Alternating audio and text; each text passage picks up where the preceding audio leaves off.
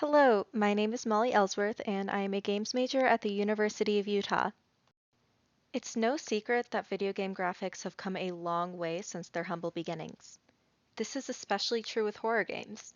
Today, gamers can play through their worst fears in near photorealistic detail.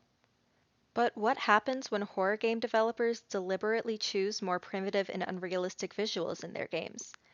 How do they still produce the same amount of fear as hyper-realistic horror games, and even possibly surpass them? Airdorf Games' Faith the Unholy Trinity answers this exact question. Faith the Unholy Trinity is a classic Atari-style horror game released in 2022 following a Catholic priest named John investigating paranormal activity and exorcising demons.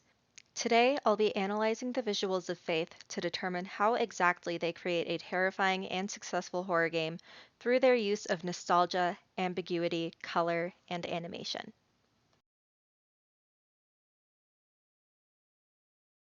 Upon opening the game, the very first thing you will notice is the pixel art style.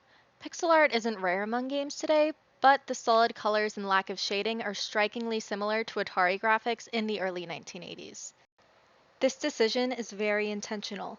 The use of this art style can be very limiting, hard to pull off, and even impractical at times, but it invokes a very strong sense of nostalgia and familiarity within a lot of players. This art style also peaked around the same time as the Satanic Panic, where the fear of satanic influence among American children was at an all-time high. This heavily ties in with the religious themes and imagery within the game. The religious imagery itself can also be nostalgic for players who had religious upbringings, especially since religion is mostly seen as a refuge for people and something that is safe. These elements that are so often viewed as safe and familiar lull the player into a false sense of security, setting up for subversion of expectations down the line.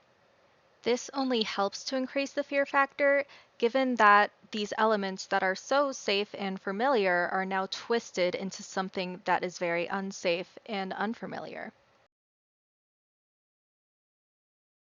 Another way faith produces fear is through visual ambiguity.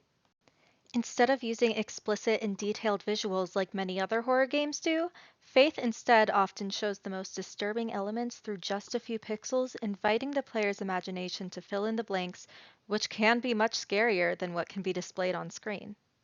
This is a technique that's been used a lot in horror films. For example, Bird Box and the Blair Witch Project never show exactly what the monster looks like. By weaponizing the fear of the unknown as well as the player's own imagination, a unique feeling of dread and uncertainty is created. Faith uses color in a couple of different ways. Like I previously stated, the early Atari era art style can often be hard to pull off, especially when many of the sprites look very similar. The way that Faith remedies this is through color. For example, John and another character named Father Garcia have nearly the same exact sprite apart from being different colors.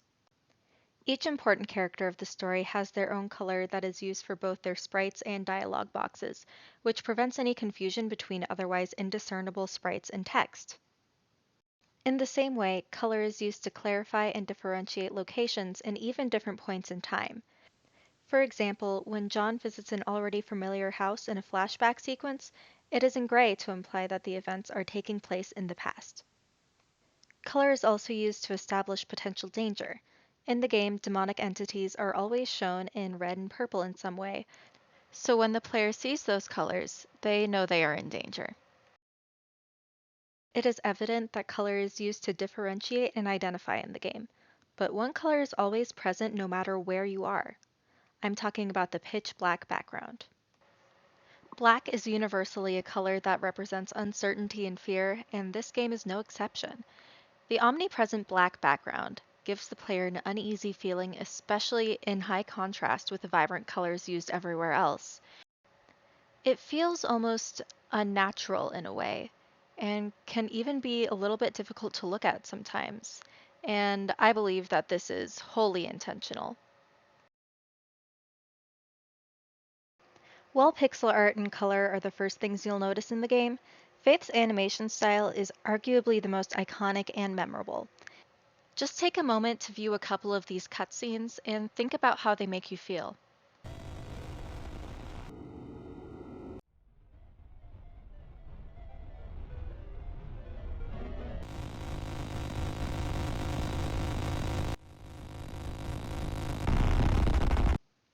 Scary, right?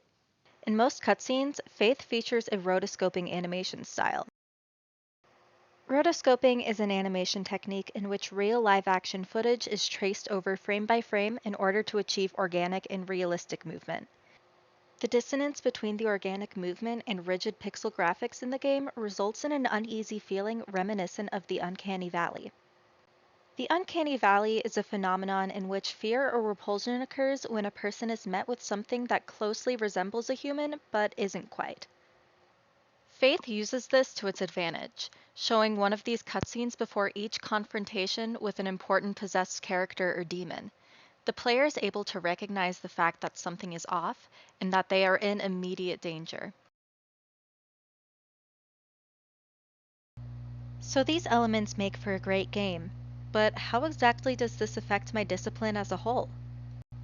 As a games major particularly interested in indie games, which typically have less people and lower budgets, Fate the Unholy Trinity creates a blueprint for modern indie horror that shows that realism is not necessary for generating fear in horror games.